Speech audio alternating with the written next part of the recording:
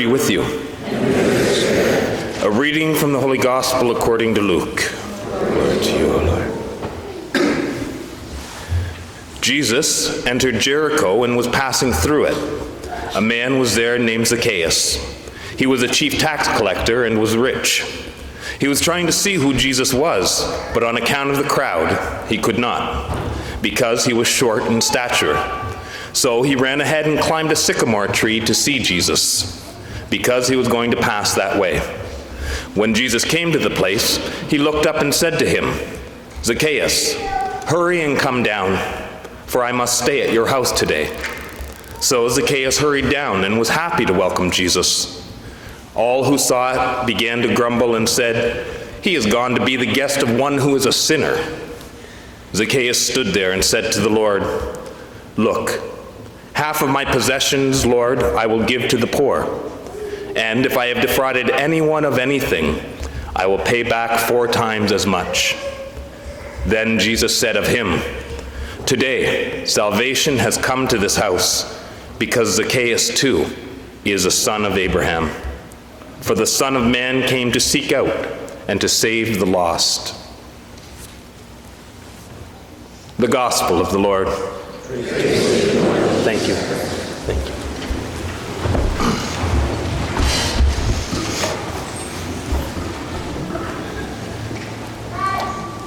In today's Gospel reading, Zacchaeus was trying to see Jesus, but he could not because of all the people in the way.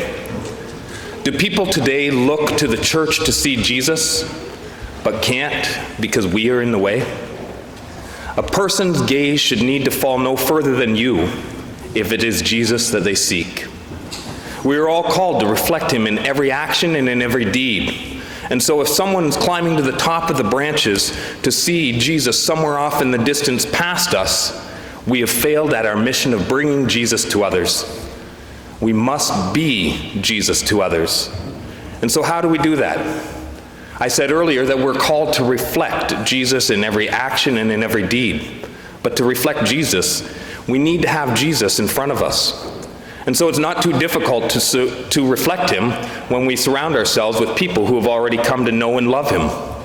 But if we're only mirrors, what do we reflect when we go out into the secular world and enter places of misery and suffering? If all we can do is reflect that which is around us, how do we bring Christ's light into those places? A mirror cannot reflect darkness. What we must be is a window, not a mirror. We must be open and transparent, letting Christ in us be seen. Because as we heard in our first reading, the Lord's immortal Spirit is in all things. And so as a window which displays Jesus dwelling in our own hearts, the light of Christ within us can shatter the darkness of despair as we walk bravely into those places of darkness. The person hiding in the corner of a dark room, hiding some shame, or trapped by whatever sin they think is too great to be forgiven, can be brought to a place of hope, even when they see us coming in the distance, because the light of Christ is shining out from us, piercing that darkness.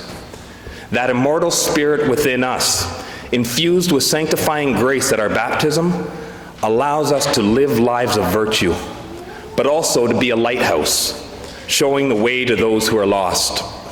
We cannot take away their shame, but Jesus can. We cannot defeat their addictions, but Jesus will. We cannot minimize their tendency to sin, but Jesus can and will if they are prompted to ask. What we can do is maintain our own sanctifying grace through the sacraments.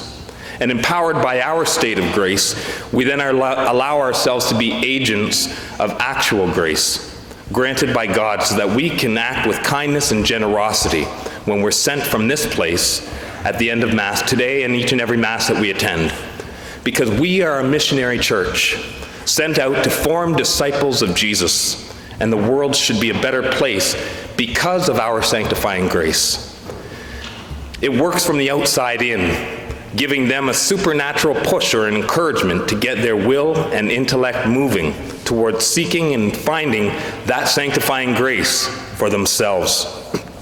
Our gospel reading today ended with a line that tells us why Jesus came into the world: to seek out and to save the lost. We must take Jesus into those places where the lost are, not wait for them to show up at the doors of our church. We cannot approach others thinking that we can save them either, but as one who has been saved.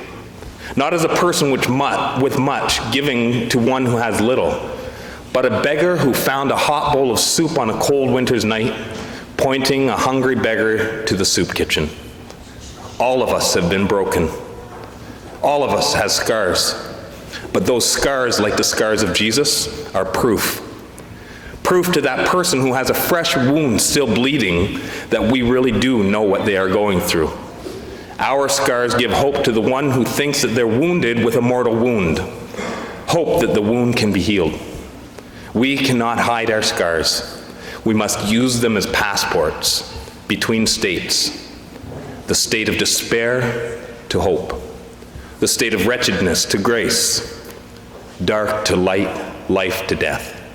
Death to life, sorry. We must not patch our brokenness with whatever we can find to cover the hole. We must let that hole be used as that window inside of ourselves. That window that Christ's light can pour from us.